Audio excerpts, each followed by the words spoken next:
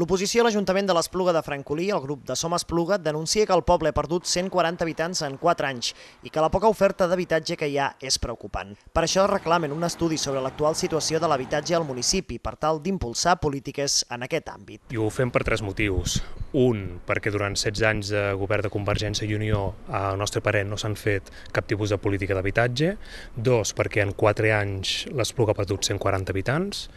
I 3, perquè tenim una partida que la vam proposar Som Espluga per aquest pressupost del 2018 i volem aprofitar, aquesta partida per plantejar algun tipus de proposta. Aquest dijous, Som Espluga presentarà una moció al ple en què demana que es faci un cens dels habitatges buits i que es creï una comissió per incentivar l'oferta.